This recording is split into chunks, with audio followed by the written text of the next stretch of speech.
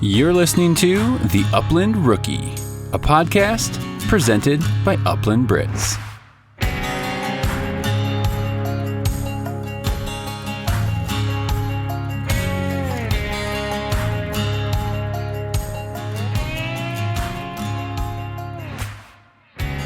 Hey, what's going on, everyone, and welcome to episode 42 of the Upland Rookie Podcast.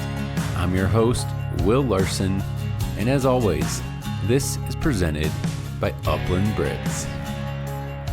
Also brought to you by Gunner Kennels. I've personally used and tested every major kennel brand on the market today. After months of hands-on experience, Gunner is the only kennel I'll use for my favorite bird dogs. Man's best friend deserves man's best kennel. That's a Gunner kennel. Also brought to you by Trinity Bretons.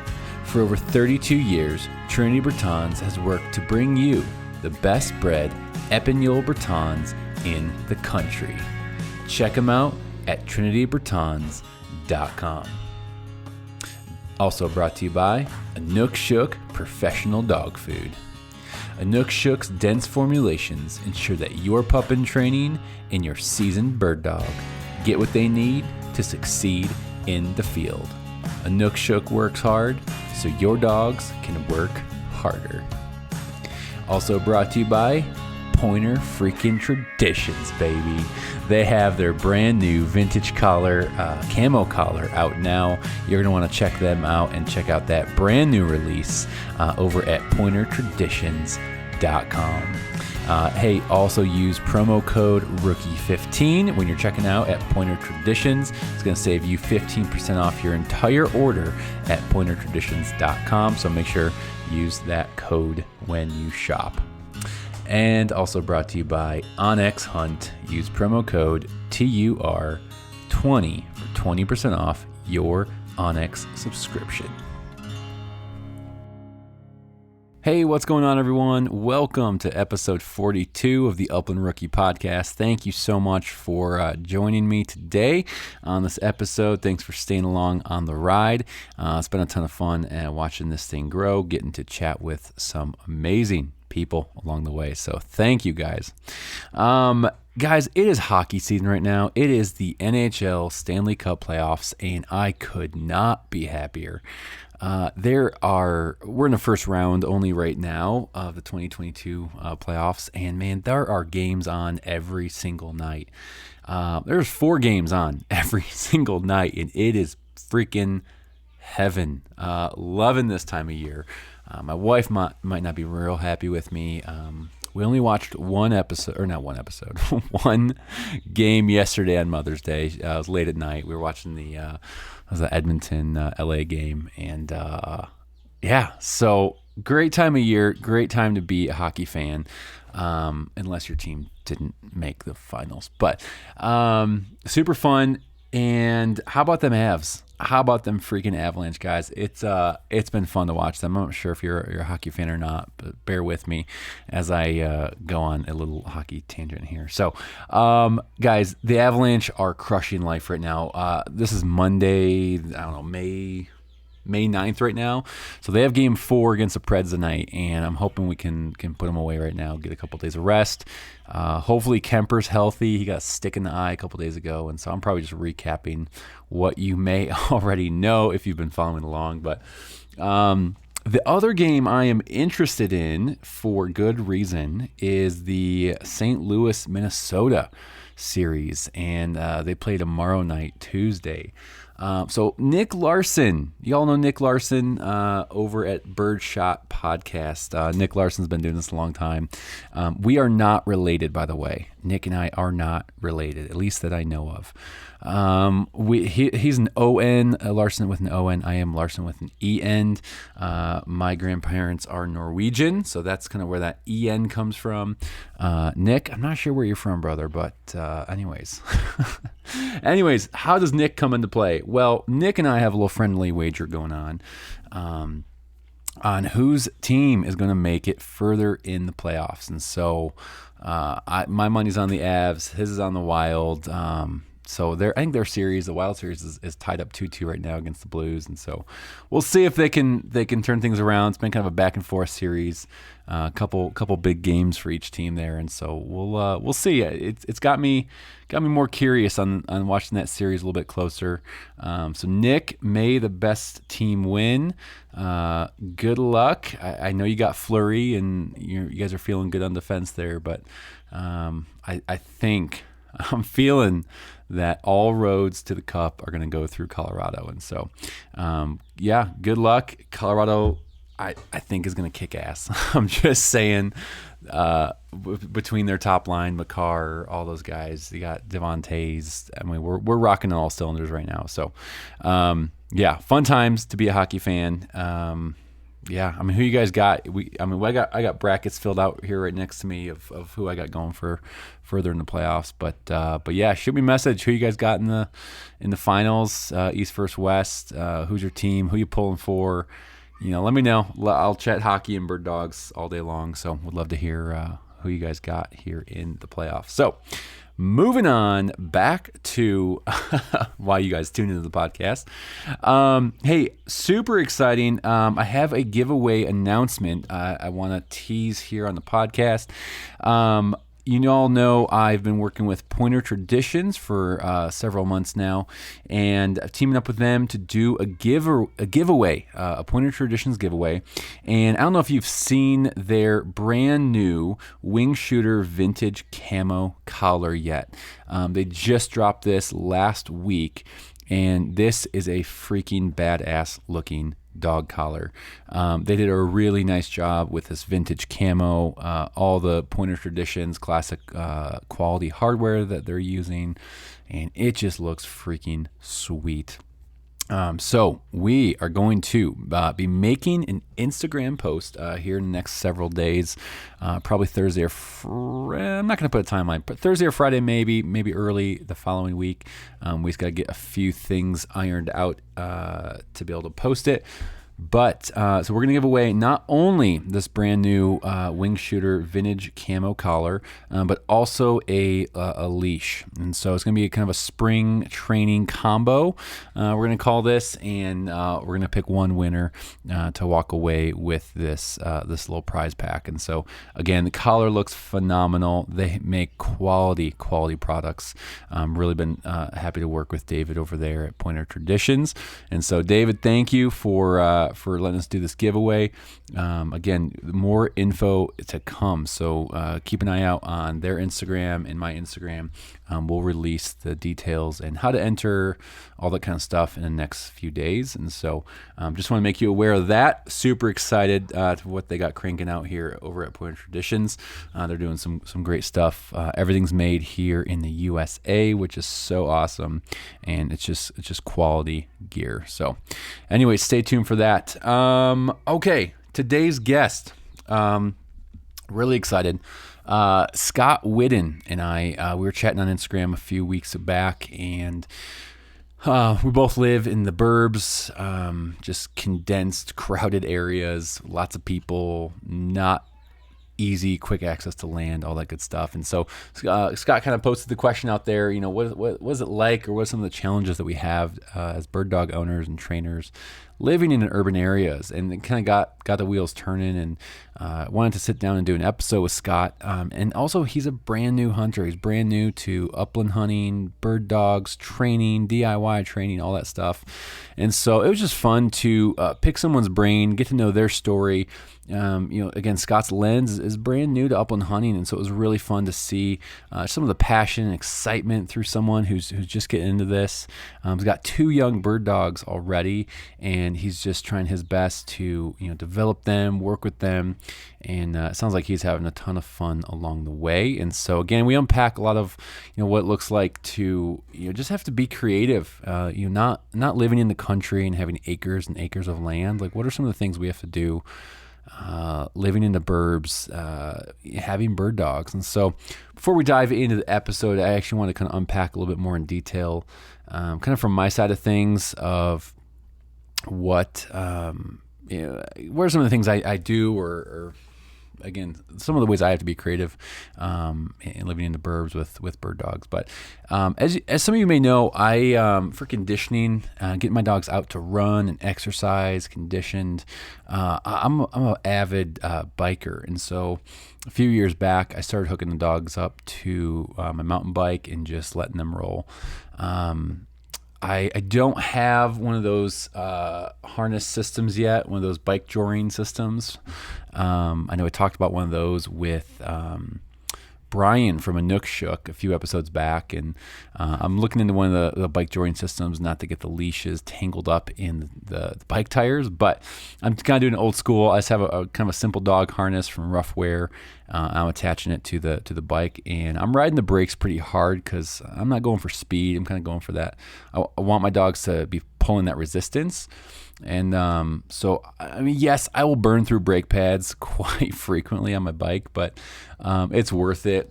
One, I'm trying to be as safe as possible, but also, I don't need a dog going full out for a few miles. I'm going for kind of that low resistance. He's pulling a big human behind him, and so building cardio, building strength, muscle tone, all that kind of stuff. And so that's something that's worked really well for me living in the burbs here. I got some trails next to my house. I can get on those and kind of be away from people, which is nice. But that's been a big thing, getting conditioning. I also have a state park area. I have a couple off-leash dog areas that I really don't love off-leash dog parks. I really, really dislike them. So if I have to, if I have to do something very quick, if I have to let dogs run quickly, I'll go super early in the morning. But even then I run into people still, and they just annoy the crap out of me. So my best luck is going to those kind of dog parks really late at night. Last night I did it. I took my kids, took the dogs over to the dog park. It was dark out. It's probably closed down at that point, but no one really cares. And so I went there, had the dogs' little Garmin collars on with the lights on, so I can kind of see them run around.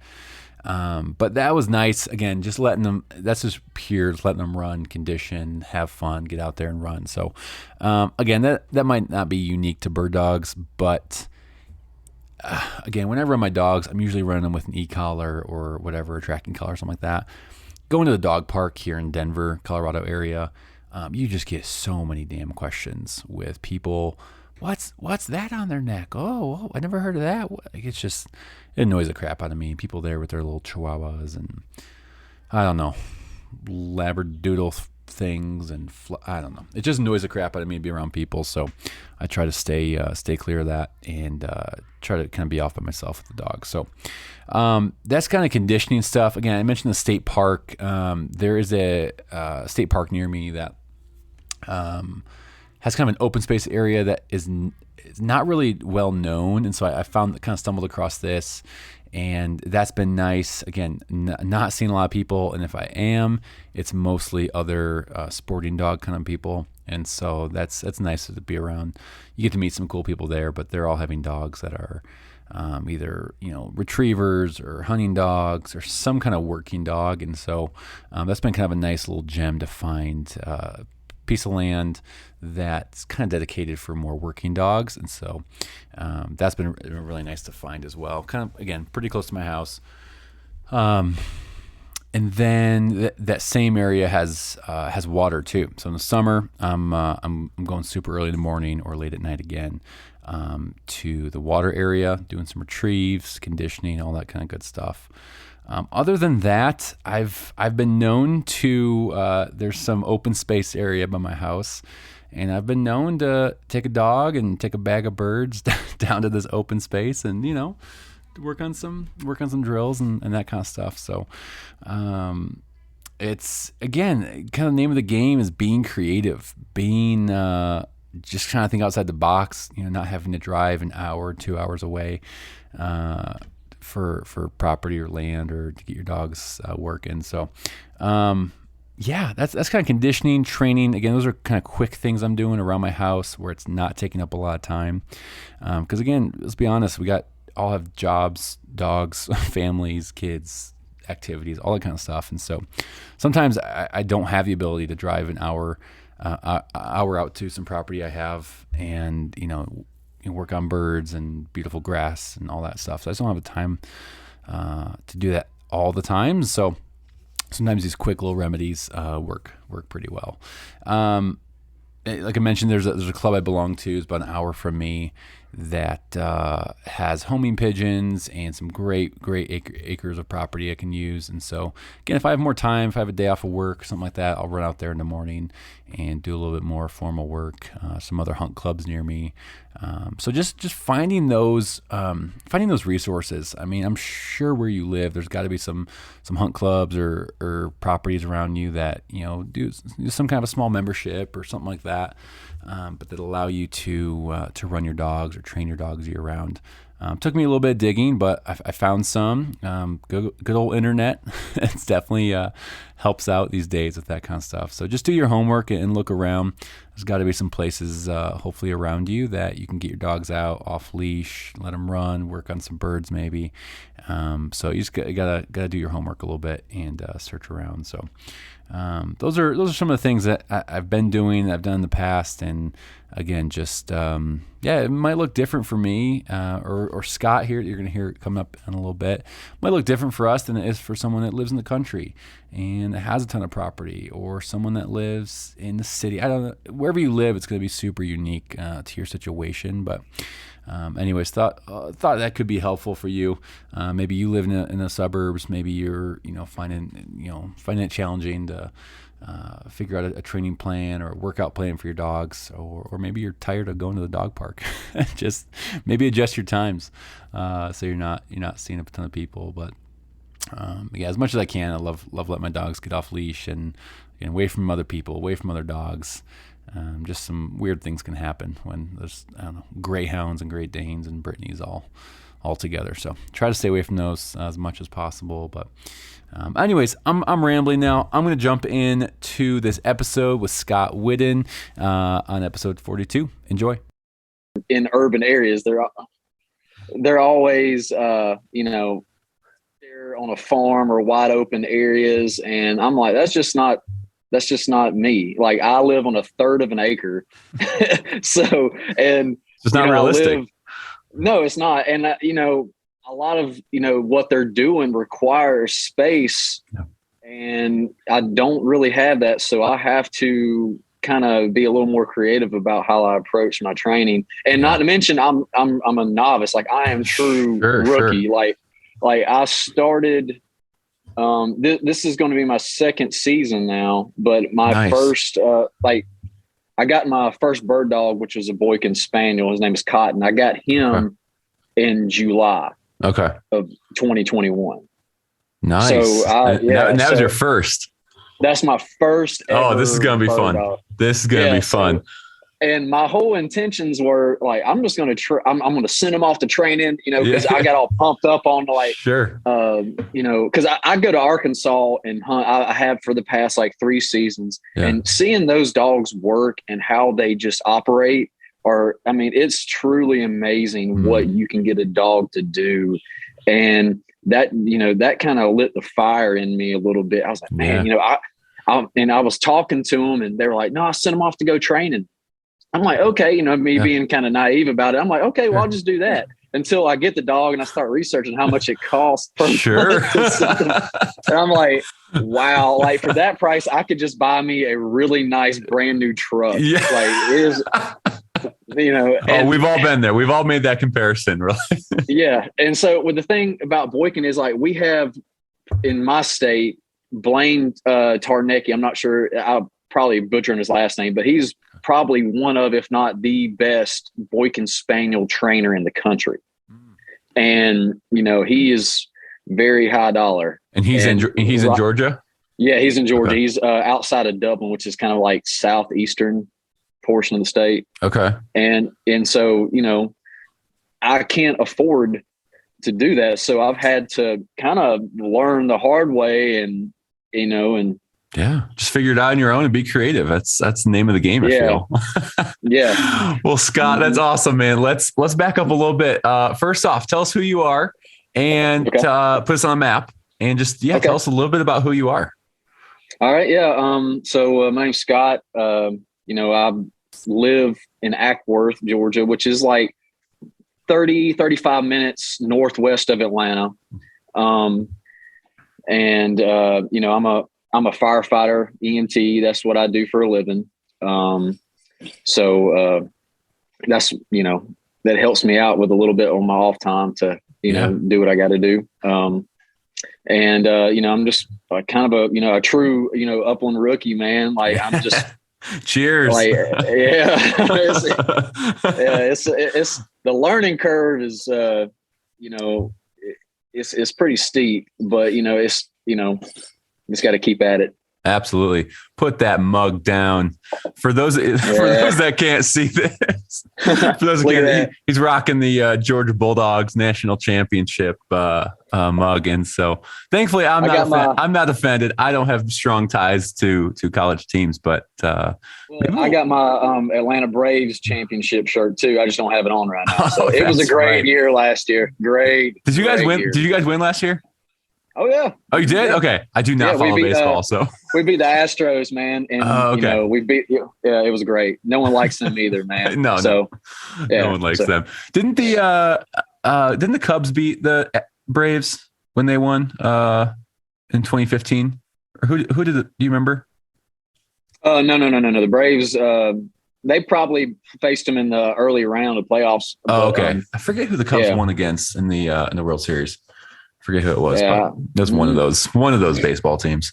Yeah. That's cool, man. That's cool. Maybe we can start a little college football chat when this episode drops.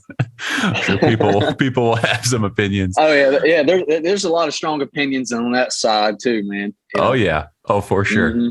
Yeah, I don't know. Michigan, maybe. I don't know. I don't know who I'd vote for, who I'd pull for. Ooh. See, I'm just gonna stir the pot. I'm just gonna start throwing names out there. Yeah. Well, if you can just look at the score of what we played them, and there you go. Yeah, there, you're good. Well, good times, man. Good times. This is gonna be fun. I think it's gonna be fun to get to know you a little bit more, get to know your story about again, fresh, getting started into upland hunting, dog training, all that kind of stuff. So let's kind of jump in a little bit and just kind of go with what. So I think you mentioned earlier, you've been at this about 2 years or so. About a year and a half, yeah, maybe less. Okay, what? Tell us your story. Let's go back. Did you grow up hunting? Okay, yeah. What got you into hunting? I grew up in Southwest Georgia, outside of Albany, a little town called Sylvester, and it is probably the mecca for quail hunting in Georgia. You go to Southwest Georgia to hunt quail. That is, and I'm talking about really high up government officials come down. It's all celebrities, plantation kind of stuff. Plantation, big plantations. But there's also wild birds too. I grew up on 10 acres, which I kind of took for granted. But I grew up on 10 acres out in the woods on dirt road, and it wouldn't be anything for me to flush up coveys on my property, just going through the woods playing. Oh, wow. And you'd see quail, crossing the roads, in fields. And you could hear them at night, the bob whites making their call. So it was nothing to hear that all the time. And you just kind of moving up here, you really take that, you don't, it's kind of like, man, I had it really good down there, Sure. 10 acres is no joke. No, it ain't, man. Especially if you're a kid mowing grass, man. That's a big deal. Staring at you. Always something to do, man. Absolutely. So did your family? Yeah. Go ahead. I grew up in a single parent home. So I didn't have a lot of opportunities to go hunting. My granddaddy, he used to farm, but he got out by the time I was born. So we didn't have any land to go hunt. Didn't have a lot of friends because, people were real kind of, hesitant just to be letting people come on their leases or their property. And, I understand. So sure. I didn't really do a lot of hunting growing up. And then, you know, when I turned 18, I joined the military, I joined the Navy. Okay. So I went off and, you know, when I came back, I started, you know, my firefighter EMT training, and I didn't really get into hunting until I got into the fire service because, you know, those guys, you know, especially in the South, there's you know, a lot of those guys with the time off, you know, they have the opportunity to go off and to hunt. So I started going with some of my buddies, you know, deer hunting and turkey hunting, but upland hunting is very, very new. Maybe 5 years ago. Yeah. Okay. So, Was there any kind of turning point for upland hunting, or was there some buddies you knew at the fire station that were into it? Like what? So it sounds like you got exposed to deer and turkey a little bit. Like what was the turning point for upland?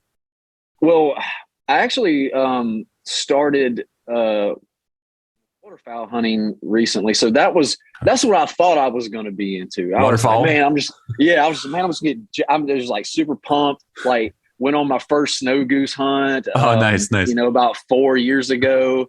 And, you know, took my buddies with me. We had a good time. And, you know, I've been to Arkansas for the past like 3 years, spec and duck hunting. Okay. And nice. I love it. But I've noticed, well, I'll just kind of get this way. But my first upland experience was actually on a hunting preserve. And it was more of like wanting to do something for my father-in-law. I just kind of wanted to just get out there. Yeah. Because his birthday was in January, and our upland season goes from October to March, the end of March. Okay. And so we can hunt on hunting preserves there. So we booked a hunt, and that experience kind of lit the fire a little bit, because I've never seen a pointer like working up until that, you know, and you know, our guide had some English pointers, and they were spastic, man, but like it was like I had never seen a dog. It's a whole new experience for you. You know, watching them was almost as fun as shooting the bird. And I was like, man, like this is cool. Like it just kind of imprinted it on my brain. I was like, man, I've got to try to learn how to do this. And so, you know, a couple years later, you know, I was like, you know what, I want a dog. I want a hunting dog. So that's kind of what led to me getting two. There you go.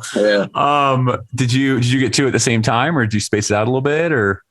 No, I did the dumb thing, and I got them pretty much with 6 months apart. Okay. So, like, hey, all good. Yeah, it happens. So my boykin, I got him in July, and then I got my German wire hair pointer in October. Okay. All right. Boykin and wire hair. Talk about that a little bit. I want to circle back to a little bit more of the getting into upland, but that fascinates me a little bit. Like, what was talk about your method on boykin and then the wire hair. Yeah. So my only experience with hunting dogs growing up and to this point had been labs and those English pointers. And I knew I didn't want an English pointer just because I saw how wild they were. You know, I mean, I was just like, well, you know, I got a kid, you know, I got to live in a home. Sure. I was like, and space was an actual factor because I was like, well, I don't want a large 100-pound dog on a third of an acre inside of a house, you know, because I'm like, you know, practically that wouldn't feel right. Yeah. So I know it can be done. And, you know, guys are probably listening, probably had that situation going, but for me and my wife, and so we were like, it was between a Cocker Spaniel and a Springer Spaniel, because I knew the size is what I was mainly looking at. And I kind of went down that rabbit hole, man, and I just came across a Boykin Spaniel, and I was like, what is this? I was like, I've never seen this dog, never heard of it. Like, and so I went down the rabbit hole, and I was like, man, this is a cool looking dog. And I showed my wife, and she was like, oh my God, it's gorgeous.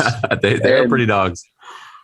Yeah. And, you know, so the more I started researching, I was like, man, it's kind of like an American made dog, man. It's like, it was like a mutt, and, it was, bred into this hunting machine that can do anything. And that's what I like, because I still like waterfowl hunting. Yeah. So I wanted a dog that could do both. That's good. That's good. And you were already at that point, being new to this, you were already thinking like for your situation and your style, like you were thinking through like, what kind of hunting you're going to do. And that's smart. A lot of people don't do that. Yeah. And so like, that's kind of what led me to the Boykin. And, they are, it is probably like, I love watching him train and hunting, because he has a motor that it's just like, when you see a dog that just truly enjoys like being with you and training and hunting, you can genuinely see that on him when we're out there doing it. That's cool. That's cool to me. So like, my wife is like, we'll always have a Boykin Spaniel. Yeah. Because and he's really good with my kids. So that's awesome. Another plus. Yeah. That's awesome. Great size, temperament, I hear. Have you talked to Chris Majette at all, the hunting traveler? Yeah, actually, I have reached out to him. Chris, I know he's going to be listening to this. You're going to be all excited. Yeah. We got a Boykin on the podcast. Oh yeah, I have reached out to him actually for training advice, and for other, my dog got injured, so like I've reached out to him several times. Nice, and I actually found very knowledgeable, and that's we'll probably get to that later in this podcast, but that's part of what you got to do. Yeah. And having my situation is kind of reach out to guys like that. Absolutely. Absolutely. All right. So that's the Boykin. And then you picked up a wire hair. What happened there? What flipped? I wanted a pointer. Okay. Just because a dog pointing on a bird is probably one of the sexiest things that you can see hunting, man. Agreed. And it is like when a dog locks up, it's just on a bird. I know a lot of guys probably will agree to this, but looks matter. Like, if you don't like, you have to like the look of the dog. Absolutely. And I just dig the wire hair look, man. It's all like the beard. To me, like that's what like a hunting dog should look like, in my opinion. I know like everybody's got their own flavor. Totally. And that's cool. Everyone's gonna have it. Yep. But mine, it's like, man, when I see a hunting dog, like a pointer, like I just like the beard. It just looks masculine. It's just like, everything that I thought a hunting dog should look like. That's why that was your picture. Yeah. Yeah. So that's why they say fear the beard, right? Oh yeah. And I started doing my research, and it was a versatile breed. So I was like, okay, well, I can take him out and waterfowl hunt with him. Granted, obviously there's going to be limitations to, how cold I can, water I can put him in. But, where I hunt, it doesn't get too cold here in Georgia. But, if I do take him on trips, I can put a vest on him and he'll be fine. Yeah, that's perfect. Is he a pretty good retriever too? He has a lot of natural ability. But I've noticed with retrieving, my Boykin, he will retrieve until he drops dead. You can throw a bumper or a ball, and he will bring it back to you. And he had he'll just do it till he just drops dead. My wire hair, on the other hand, he does it, but then he's like, okay, so what do we do now? Like what's next? This was cool, but now it's not. And, he'll kind of get, and part of me thinks it's just because he's still a puppy, but then, I'm trying to build that prey drive in him. So, but he'll do it, but you could tell he's just like, it's going to take a little bit more work with him. Gotcha. He's not as, just not about as ingrained into him as the Boykin. And they're going to be very different. Boykin, like you said, that's just his thing that he's going to do until the day he dies. Yeah. Awesome, man. Going back a little bit to, again, getting into upland hunting. This is very fresh for you. So was it kind of like a fast and furious, like, okay, you had that experience on the preserve and you're like, okay, this is what I'm doing. Take me through, like, what was that progression like then picking up your first dog? And also what challenges did you face, or what obstacles did you have to kind of overcome, like getting into this, picking up your own dog, etc.? Okay. Well, well, when I picked up my first dog, when I picked up Cotton, you know, I had a plan. So where I live right there on Lake Allatoona. Okay. So but I don't have lakefront property. So don't be thinking I'm some kind of rich, you know, whatever, you know. You have access to this whole lake right there? Come on. Well, yeah. I have Army Corps of Engineer property that's a buffer. So when we bought our house here like 5 years ago, and there's like 80 acres that wraps around, and it kind of is sporadic throughout the city and around the lake. You know, the Army Corps of Engineers owns that. They run the lake. Okay. Well, no one can build in front of me. So I have this access to woods and the lake. Oh. And there's a Boy Scout hut that is like a Army Corps of Engineer building that they use. Okay. And they have about a half acre of like a field, where a little grassy field where they go down there and they camp during the summer or whatever. So when I was, you know, walking, you know, I like to go for walks and stuff like that, exercise, kind of, you know, go walk the little trails back through there. And I was like, man, this would be great to train if I ever got a dog. Sure. So I had that into my thinking of like, okay, well, you know, I just didn't get a dog and then figure it out. I was like, okay, well, I had somewhat of a plan to how I was going to, train. And I was like, well, I got the lake right here, man. I could just, you know, train them. Cause my whole thing was I was going to train him for waterfowl, you know, and, you know, instead of Upland, but, you know, he's come to find out he's got a little bit better of a knack for the Upland game than So, but, you know, what was one of the other? Yeah. So just like, what other challenges did you face, I guess, getting into upland hunting? Like, you know, you've been at it about a year and a half now, like any challenges that you face getting into the, I'm going to say it's probably access to birds is probably one of the biggest challenges for me. Because, you know, there's really almost no wild birds up this portion of where I'm at. Now we do have wild grouse, but they're very few and far between up there in the North Georgia mountains. So, and there are pockets of quail here and there. But you know, I don't have the wild, I can't just go out my back door like these guys out here in Kansas or Nebraska or South Dakota and just let their pup, you know, go for a walk and point wild birds. Run on wild birds. Yeah. Yeah. So, you know, but what we do have is pigeons, but a lot of the pigeons are on, you know, city property. So, you know, you can't just, you got to ask permission to go trap. And, you know, a lot of people, they're going to ask you, well, what are you going to do with them? And so, you know, that's kind of a touchy subject with some people. So some people are like, wait, you want to train a dog with them? What? They're like, what? Yeah. Like, just don't worry about it. Just don't worry about it. Yeah. Sometimes you just don't need to, you know, tell them your whole full intentions, but you know, that's like the biggest challenge for me. And then, you know, obviously having property to go do that, because you know, when I was training my dog, one of the biggest concerns for me was introduction to gunfire, because I can't shoot a gun out here. I can't have a starter pistol unless I want the cops called, and then that's going to be a whole situation. You don't want that. You don't want that. No, I don't want any problems with that, man. So especially being on federal property. Oh, you know, sure. Yeah. So they don't take kindly to that. No.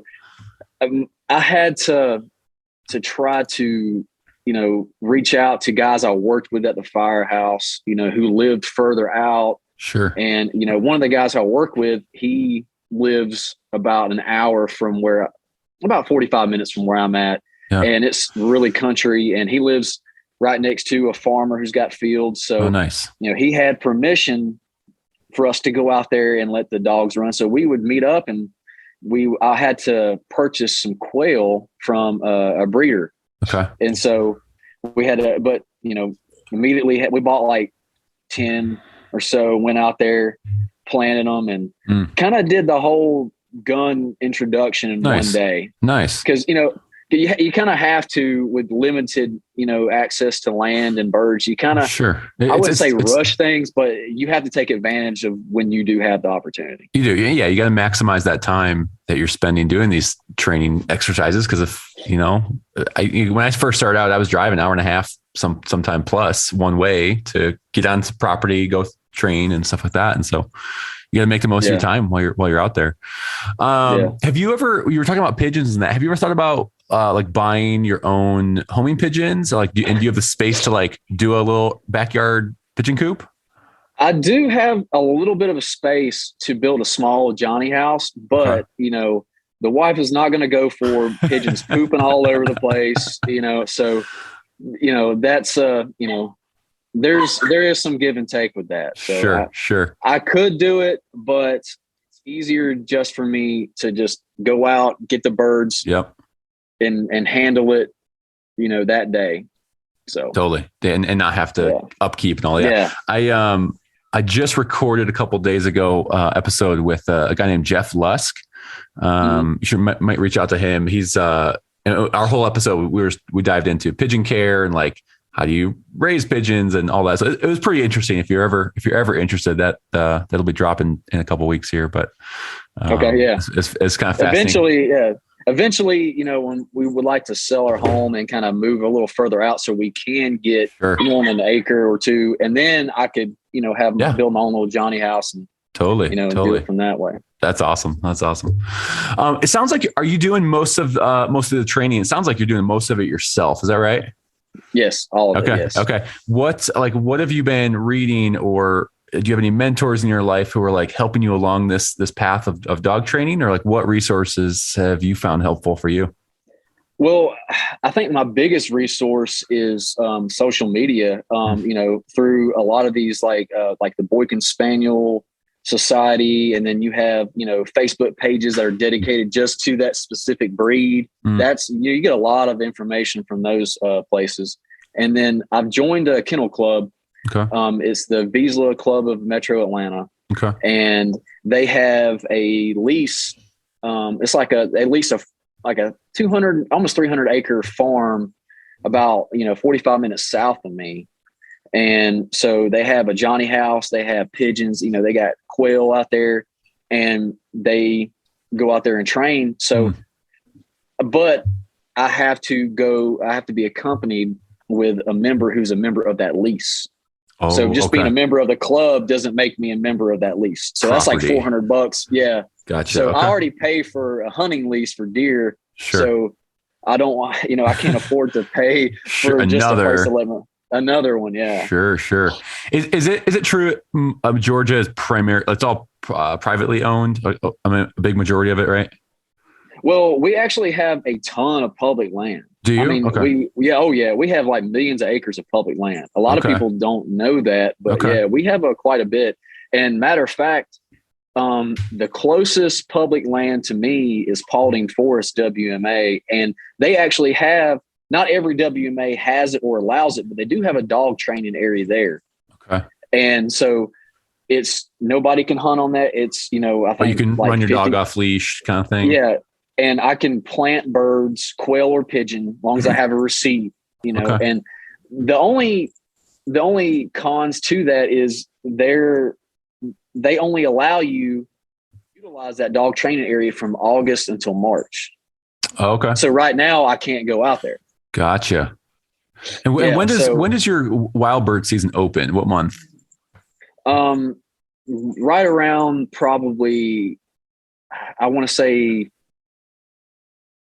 maybe October, November. Okay. Sometime. I have to look at the regs. Okay, but like a little bit certain later in the fall. Yeah, I know. Our woodcock comes in January. Okay. Our grouse, I think, opens up a little earlier than that. Oh, nice. Yeah. Have you chased the woodcock yet with your dogs? Yes, I have actually. It was by accident.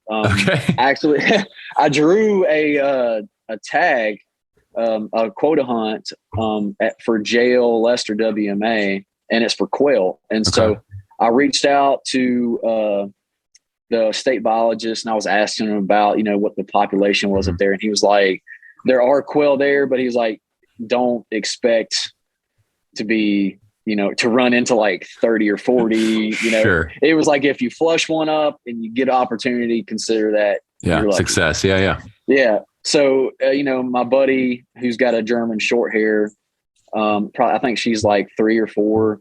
She was out there running. And so I took my Boykin, and it had rained and rained and rained. I'm talking about it was sloshy, nasty.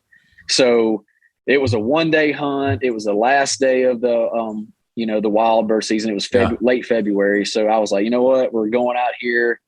I don't care. Let my dogs run. I don't, it'll just be good exercise for them. Sure. And we had, and this property is, a couple 100 acres, and they do a lot of dog field trials there in the off season. Okay. So it was groomed for upland and for that purpose. And we had, my dog, I know we got into some thick briars, and it was on the edge of a big, like 5-acre pond.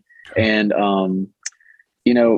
my dog he started getting a little birdie. I could tell something was going on, and I saw a flash of something fly up and try to get out of the briars, but it didn't. It kind of went back down.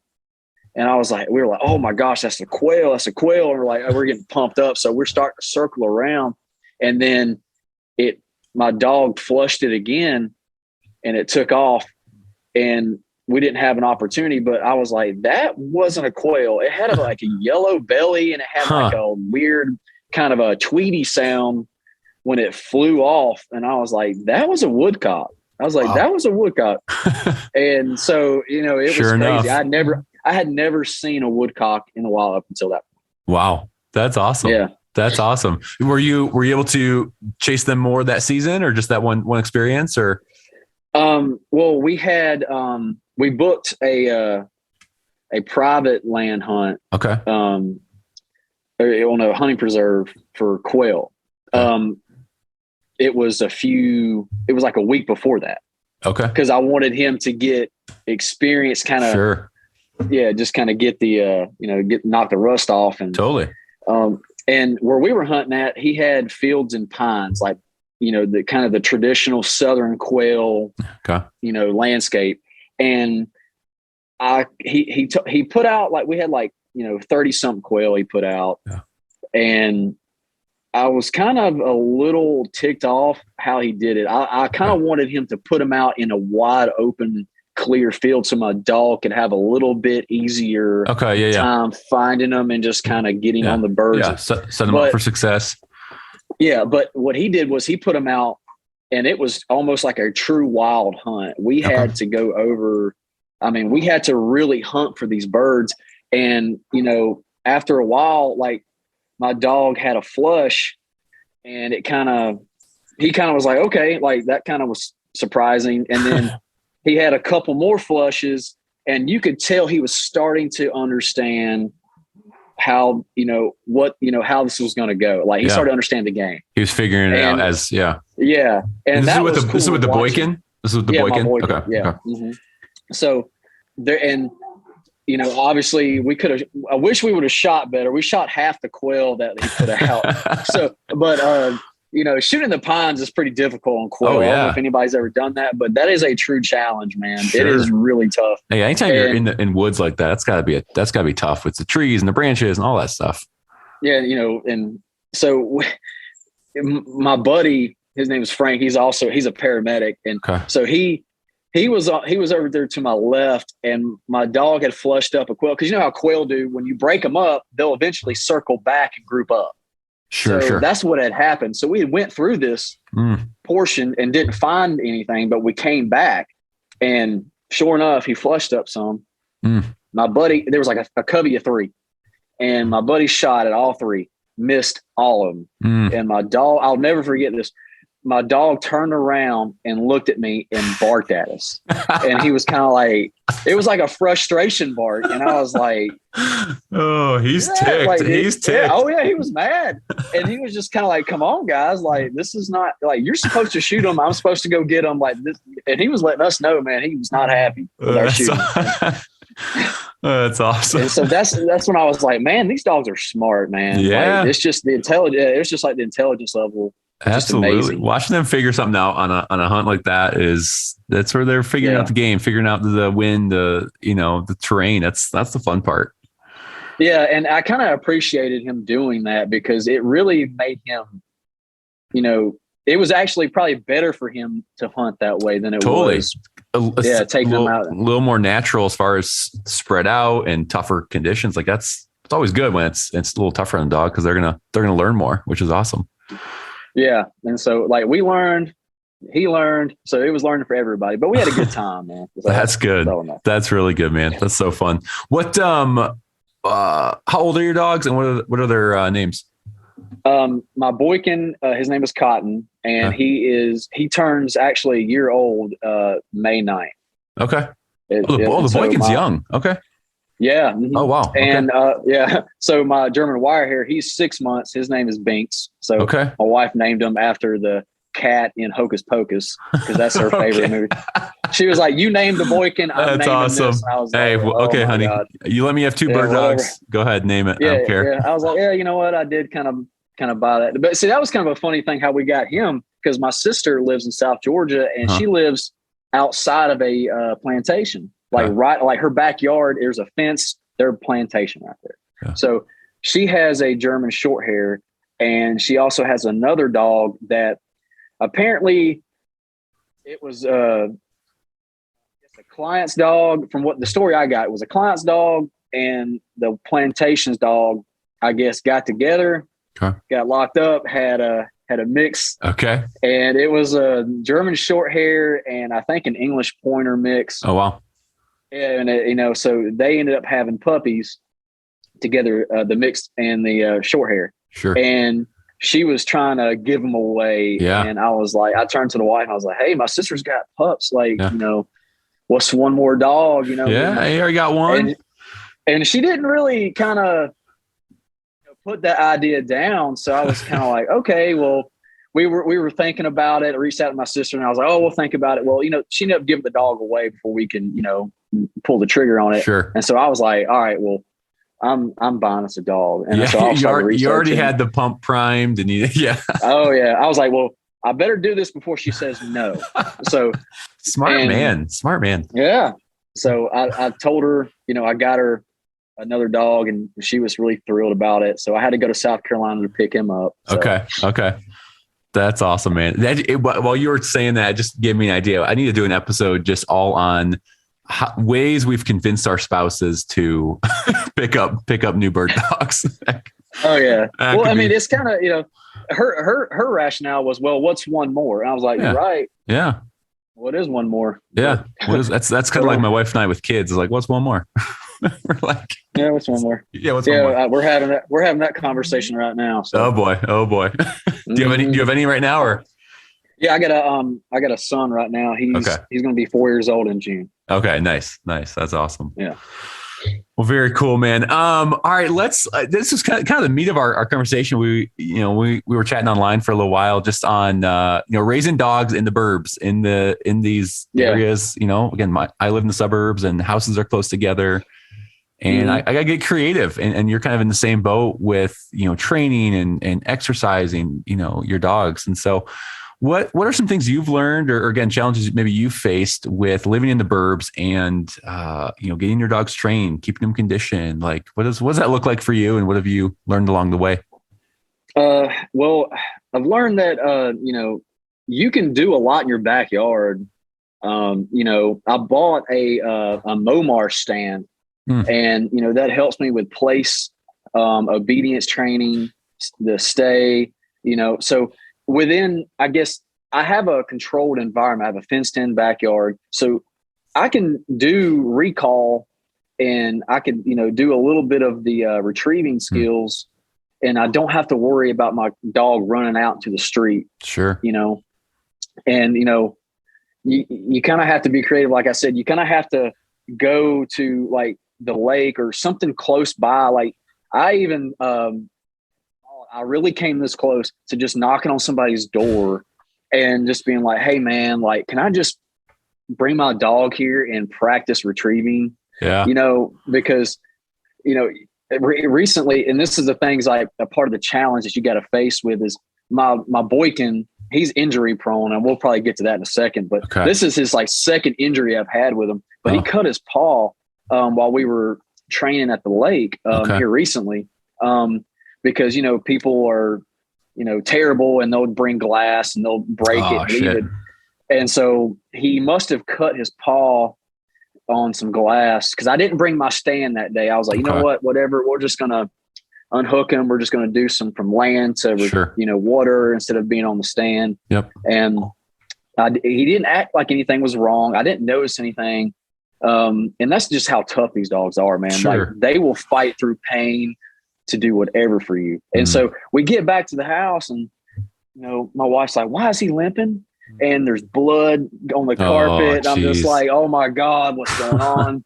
And he had about an inch gash on his paw, man. It goes right to the meat. Yeah. Ooh, and so, ouch.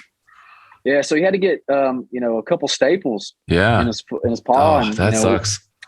Yeah. And, and another injury he had is when he was 5 months old, we were out at my buddy's property, training for quail, and we had planted a few. He flushed them up, and my buddy shot, about 30 yards away, went down into a little thicket.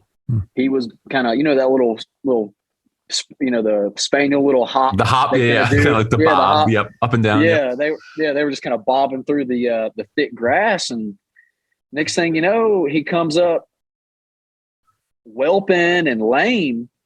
And this is October, so this is like the week before Halloween.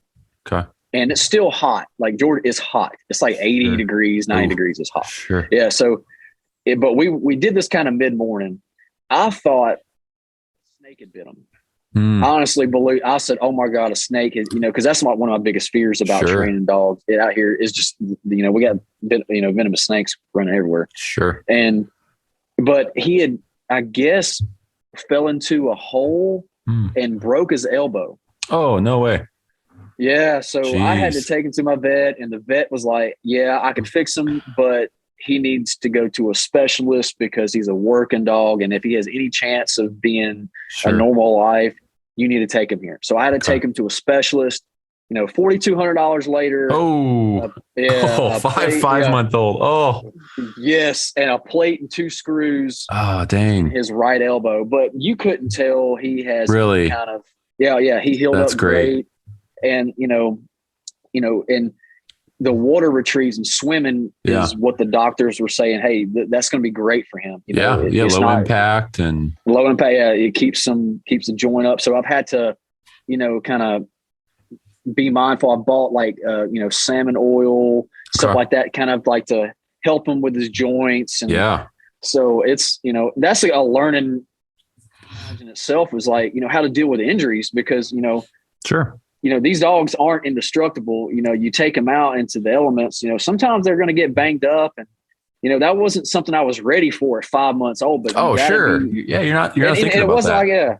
It wasn't like I was running them hard. It was like you said, I have to take advantage of my training. And so that was the first time I was able to get them on birds probably in, a month and a half. And so we just went out there because of my schedule and family obligations, in life. Totally. And so that was a challenge in itself. We're just having to deal with that.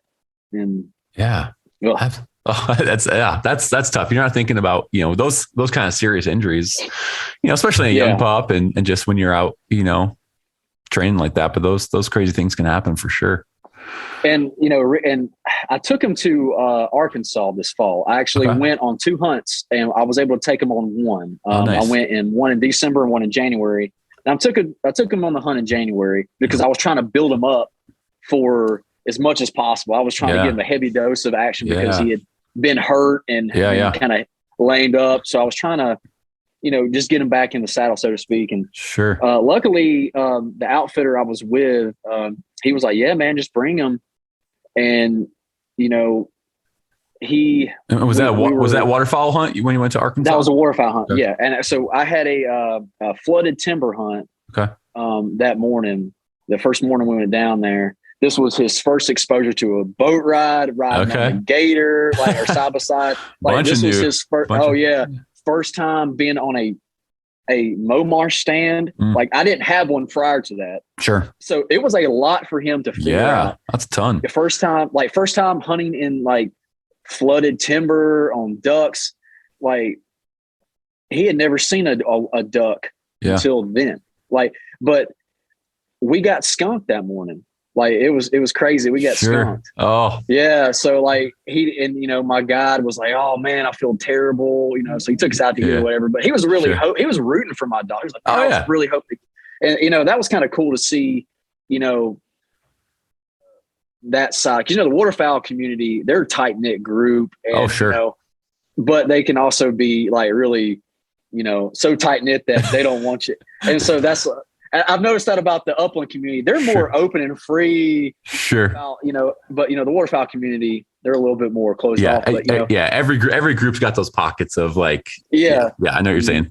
But he was really cool, and he was like giving me training tips. That's cool. And so it was kind of cool to get that side of training, because when the versatile dog, you kind of have to figure out how to train them for both, and that's kind of hard. You do, because you got to understand the waterfowl side, then the upland side, and you're gonna get because it's kind of like having almost like two dogs in separate things, but it's one dog doing two separate things. But we had a couple of we kind of took some passing shots, kind of sky busted at some snow geese and specks flying over. Just because, it was like nothing was really working in our area. Sure. So kind of slow. And I thought Cotton was going to have an issue with how the echo effect happens on water. I thought that, I was like, man, if he's going to have a bad reaction to gunfire, it's going to be here. Sure. He handled it like a pro. Didn't even acknowledge it. He was actually looking up at the sky, watching these birds. Like, he was engaged. Yeah. And so the next day we had a 2-day spec snow goose hunt. So we were hunting an A-frame blind. We had like 10 dudes, and I brought him in there, and he did not like the 10 gun salute at all. Okay. Like, at all. Like, he didn't yell or freak out, but he was kind of like, what is that? What is that? This is a lot. Yeah, it was a lot of new at him. And I kind of realized, I was like, I need to pump the brakes a little bit, because sometimes like putting them on too much new, trying to maximize your opportunities probably isn't the best approach in everything. So like, and I told the guy, and I was like, hey man, like, I hate to do this, but I need to take my dog back to the kennel. And the kennel, the trucks were like a half a mile back, and one of the he had like a guy working for him there, helping call, and he was like, yeah man, I'll take it back on side by side, no problem. Oh, nice. We put it back in the kennel. All was good. Yeah, that's good. And that's good. You recognize that, because again, a lot, like you said, a lot of it's new, overwhelming, and to be able to recognize, like, okay, we tried it. Let's pump the brake a little bit. That's really good. And we got him, like, when we took a couple of the geese we shot, and we took him out of the kennel, let him run around. We got back and we were playing, and he, obviously like a new bird, like he'll bark at it, he'll go over there and nudge it and kick it, and just kind of figuring out what curious, this thing is. Yeah, because the only experience he's had was quail. Sure. So, and that was like, the snow goose is like half the size of him. So, but like, he figured out, he picked it up, just shook it, and then was running around with it like he had just went out there and made like a 100-yard blind retrieve and came back. He's all proud with his chest. That's awesome. And so he figured it out quick that, these things ain't that scary, but but like the 10 guns, the whole blind situation, I actually was trying to train him for that. And I've reached out to a couple of gun ranges, because I had people who I've met and contacted through the Boykin, Facebook pages. They were like, take him to a gun range, play with a bumper with them. And I called a couple of them, said, hey, can I just do that? They were like, no, do not bring your dog here. Yeah. We don't even think about it. Sure. And so I was like, man, like, I don't know 10 guys that are just willing to come out and even practice to replicate that. Yeah. Much less like have, the space to do that. Sure. So I don't know, how I'm ever going to be able to I guess like slowly add guns, maybe. Like, I don't know how maybe take him to a dove shoot.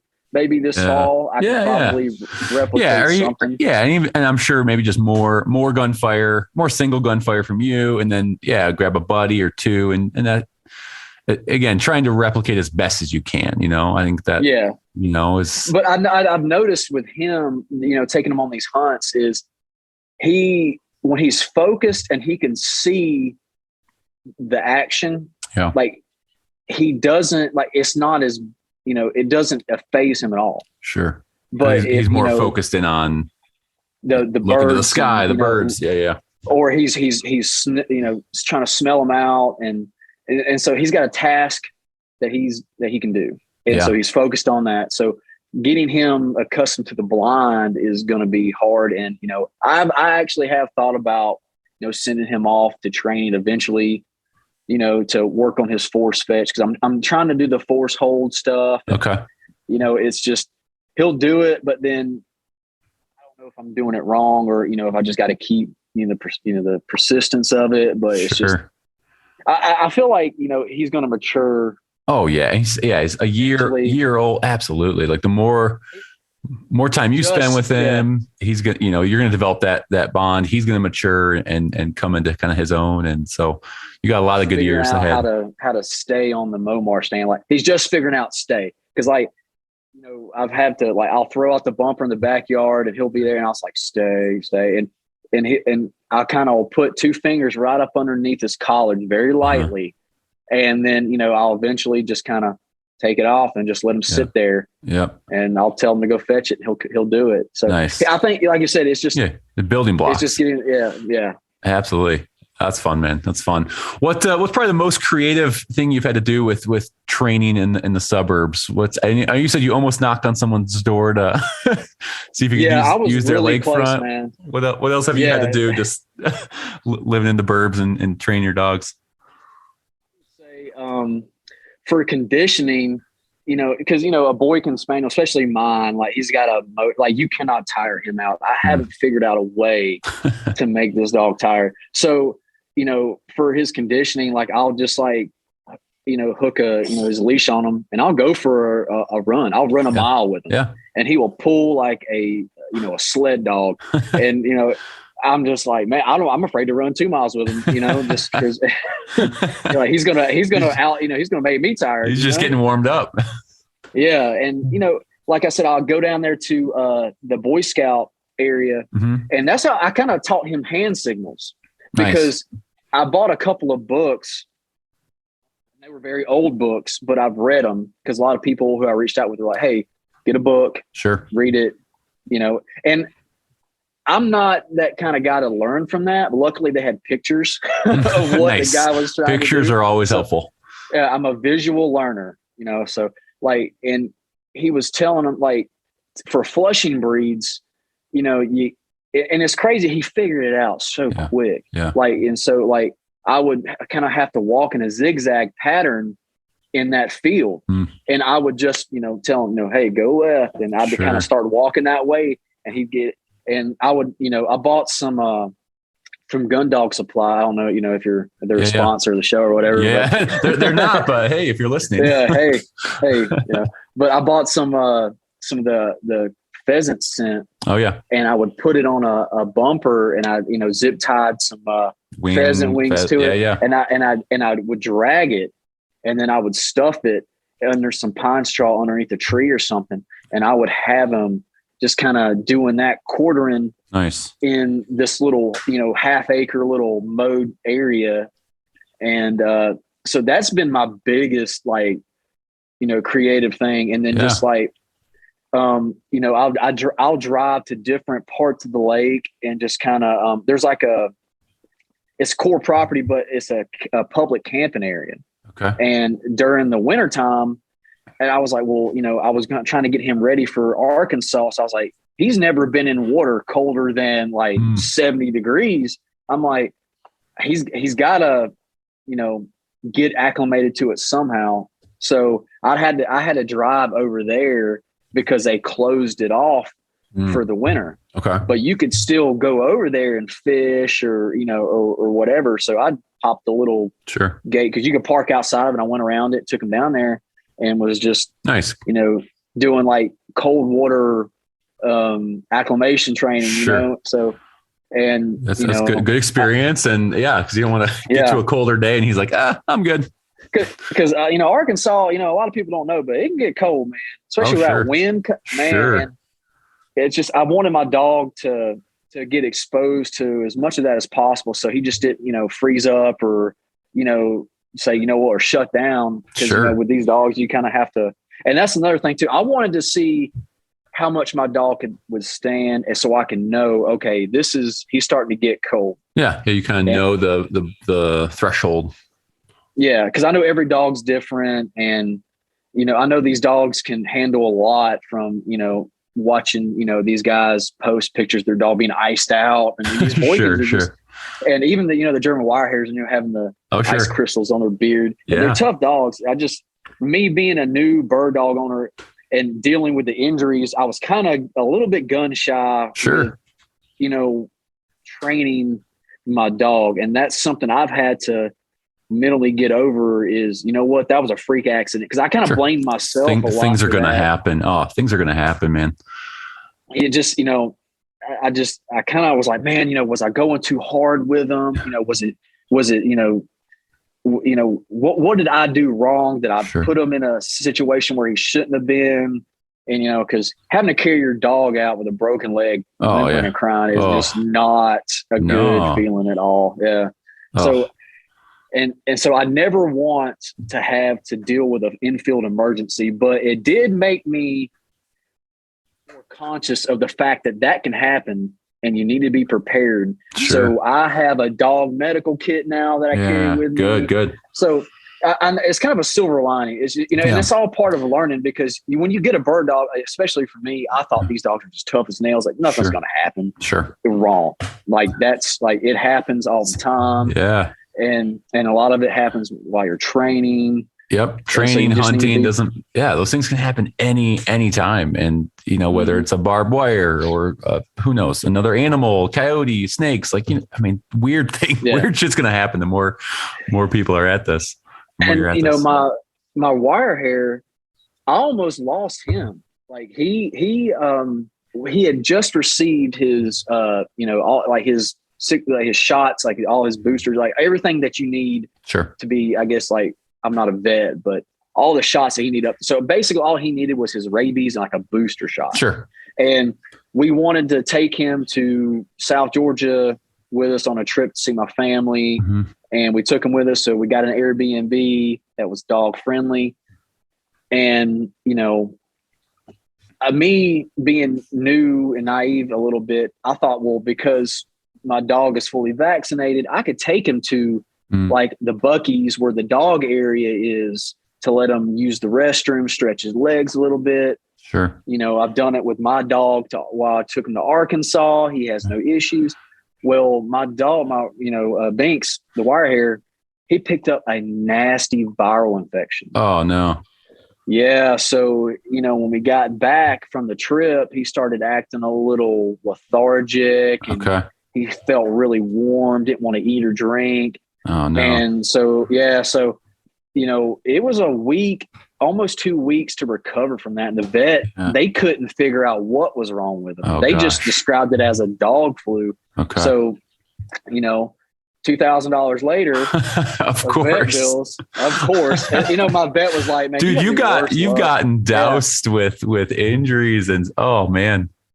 Yeah. No tax return for me. I can tell you that. It all went to pay off.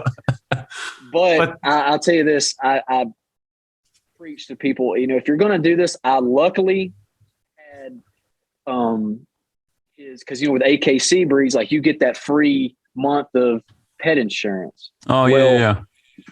I had that, and I was in the window to re-up. Oh, okay. So I was able to re-up his pet insurance, and nice. It covered a lot of the bill, but I still had to pay, but it was not as what, not as bad as what could have been. Yeah. So, me and my wife, that's another lesson we learned is, what, if you're going to have these dogs, maybe you should look into it, because you can say, oh yeah, I'll just save up for a vet. No, you won't. No, you won't. Sure. You're not. Exactly. You're not with gas, giving an expensive food. You're not going to save. You got kids, you got to feed. We got all those other priorities and things happen. Yeah. So we got dog insurance on now, and knock on wood. Yeah. Nothing else is going to happen because I don't know if I could handle another vet emergency like that, man. It was just, and I mean, I was literally having to hand feed and water my dog, and you're going to do what you're going to do. Sure. No amount of money. Sure. You're going to spend whatever you got to take care of your dog. Yeah, absolutely. Because like they would go through a brick wall for you. And I've seen that with my dog, like asking my dog to run through briars, go into icy cold water. Like I wouldn't do that. No, heck no. He's doing it. Yeah. He's wagging his tail, having a great time. And so like, I think being new to Upland, and the sport and just kind of new to bird dogs in general, like you kind of learn to like have that appreciation for your dog. Sure. And then, training him myself has kind of been like watching him progress in the field. It's kind of like, yeah, you know what? Like, I helped him. Like, yeah, most of it's probably 99% of it's natural ability, but sure. Man, like he's respond. Like when you get compliments from your buddies, when you go out, that's kind of like, it builds everyone's confidence. Y'all did great. Yeah. So it was kind of like, yeah, that's cool, man. Well, that's so cool. That's so cool, man. Dude, this has been fun. One thing we'll kind of start wrapping up here. One thing I like to ask everyone, and this will be fun coming from, again, someone who's newer to upland hunting and bird dogs. What's some advice you'd give out? Some advice you would give to another rookie out there who's just getting into this? Maybe someone's a couple months behind you, a year behind you, just getting into upland hunting and bird dogs. What's something you would share with them? Probably, you got to be creative. Don't be afraid to travel. And if you're going to spend your money, spend it all on birds, spend it on pigeons. Find a guy, get on these Facebook groups and reach out and be like, hey man, like I live so-and-so, like where's the nearest bird guy, or quail. Like if you're going to spend your money and time, like I said, a bird dog is not a bird dog without birds. And that's what I've read. That's what everybody says. Sure. And, do your best to, and if you get one and you have to, dispatch it, freeze it. I got 2 quail right now. It freaks my wife out. They're all like saran wrap, like mummy style, sitting on top of all our food. Yeah. But, I'll get it out, and that way I got birds I can train with, retrieve, or or throw out in the water. I can do whatever. That way I'm not like stressed about it, because that's always been like my biggest stress, and that's my biggest advice to the new guys is like just. Birds are a resource. We got to maximize that resource as much as we can. And whether it's, like you said, freezing those birds or, be creative. I think that's really, really good advice. Yeah. And don't be afraid to knock on doors, man. Like, the worst thing they can do is tell you no. And if you're not like, a lot of people, especially where I'm at, like they don't want you coming around like hunting or asking to hunt, they kind of like, no, that's for family, that's for us. Like, can I just let my dog jump in the pond and go retrieve her? Like, oh yeah, cool. Yeah, no problem. So I think a lot of more people are more open to that idea than you would think. Yeah, that's great. Cool, man. We are going to go through a rapid fire section at the end here. So I got a couple questions for you. Just going to give me your off the cuff answer, and we'll go from there. This one is not on the outline I sent you, so this is a new one. Oh, okay. Finish the sentence. What makes upland hunting so fun? For you? The dogs. The dogs. Okay. Hands down, 100% the dogs, man. Okay. Love it. What gun are you carrying out into the field, and why? I just bought a, don't tell the wife, a CZ Till 16 gauge over. Oh, nice. But fun fact, I haven't shot it yet. The first hunt I had it on, I gave it to my buddy to shoot so I can work my dog. Okay. So like I haven't even shot it yet, but that's the one I'm taking on. Yeah. That's exciting. Is that your first over under?